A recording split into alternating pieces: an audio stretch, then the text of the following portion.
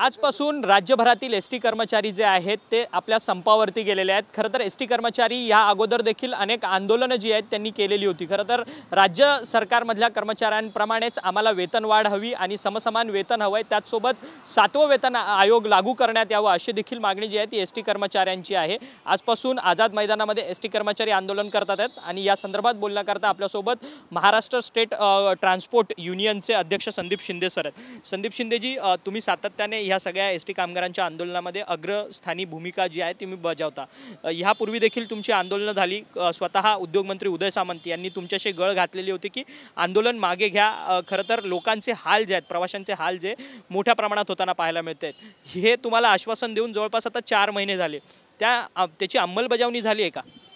नाही, 11 सप्टेंबरला आपण म्हणता ते खरं की 11 सप्टेंबरला आम्ही आंदोलन केलेलं होतं। त्यावेळेस राज्य सरकारच्या वतीनं उद्योगमंत्री नामदार उदयजी सामंत साहेबांनी आमच्याशी मध्यस्थी केली। बाकायदा आमची सह्याद्री अतिथीगृहावरती बैठक घेतली आणि त्यात त्यांनी महत्त्वाचा मेसेज आम्हाला एकनाथ शिंदे सरकारचा दिला की आज शिंदेसाहेब भीमाशंकरला गेले, त्यावेळेस श्रावणी सोमवार होता शेवटचा, परंतु राज्य सरकारची आणि एकनाथ शिंदे साहेबांच्या सरकारची अशी इच्छा आहे की एसटी कामगारांचं वेतन हे राज्य सरकार एवढं झालं पाहिजे।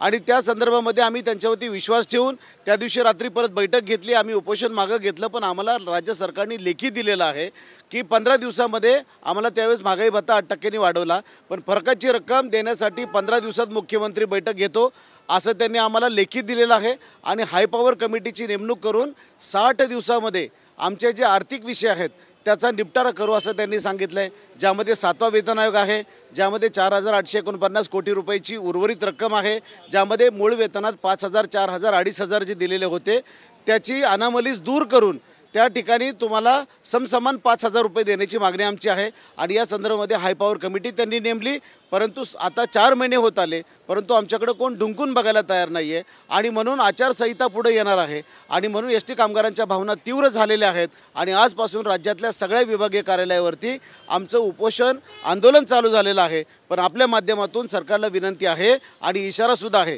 की तातडीने आमच्या प्रश्नावरती लक्ष देऊन आमचे प्रश्न सोडवले नाहीत तर त्याची व्याप्ती मात्र आम्हाला डेपोला करावी लागेल। खरं तर हा प्रश्न म्हणजे हे प्रश्न घेऊन तुम्ही या अगोदर सुद्धा आंदोलन केला आणि अनेक संघटनांची बैठक सह्याद्री अतिथीगृहावरती मुख्यमंत्री, उपमुख्यमंत्री आणि उद्योगमंत्री उदय सामंत यांच्या अख्यातरित्या लावली गेलेली होती। परंतु आता किती संघटनांचा तुम्हाला ह्या सगळ्या बैठक, या सगळ्या उपोषणाच्या संदर्भात, आंदोलनाच्या संदर्भात तुम्हाला पाठिंबा असणारे काही तुम्हाला संघटना ज्या आहेत त्या भेटून गेल्यात का तुमच्या?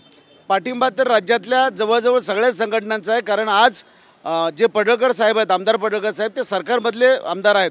त्यांचे जनरल सेक्रेटरी सतीशजी मेटकरी आज येऊन मोठ्या मनानं आम्हाला पाठिंबा देऊन गेले आहेत। राज्यामधले सगळे कामगार आज योग्य रीतीने तुम्ही लढताय, योग्य त्या भूमिकेसाठी लढताय आणि खरोखर सांगतो की आम्हाला ह्याच्यात केवळ कर्मचाऱ्यांसाठी भांडायचं आहे, याच्यात कुठलंही राजकारण आम्हाला आणायचं नाही। आणि म्हणून आपल्या माध्यमातून विनंती की राजकारण न करता आम्ही एसटी कामगारांसाठी भांडतोय तर आमच्या प्रश्नांचा निकाल हा लागला पाहिजे, आम्हाला न्याय मिळाला पाहिजे। खरं तर कधीपासून तुम्ही हे आंदोलन सुरू करणारे, हे बेमुदत आंदोलन असणार आहे का, काय स्वरूप आहे आंदोलन? आजपासून राज्यभरातल्या सगळ्या विभागीय कार्यालयावरती आमचं उपोषण चालू झालेलं आहे।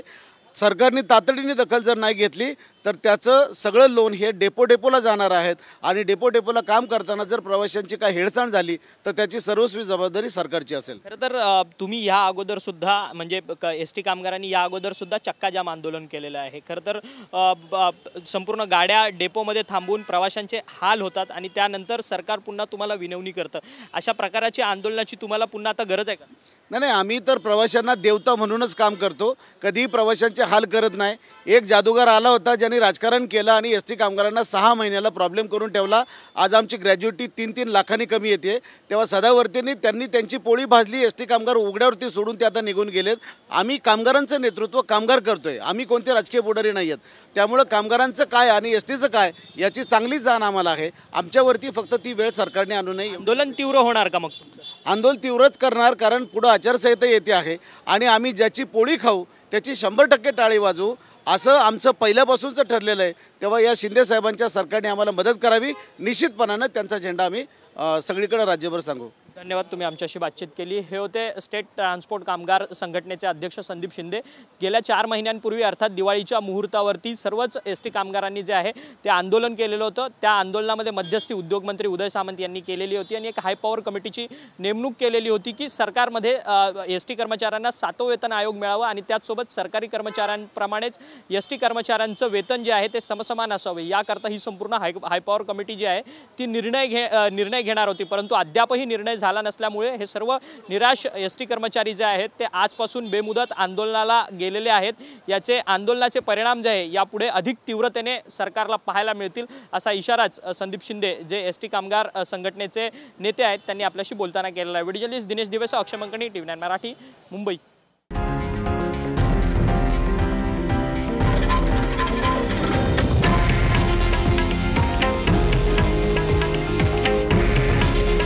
हे आहे देशातील नंबर 1 न्यूज नेटवर्क आणि आपण पाहत आहात TV9 मराठी. काळजी तुमची, हित महाराष्ट्राचं.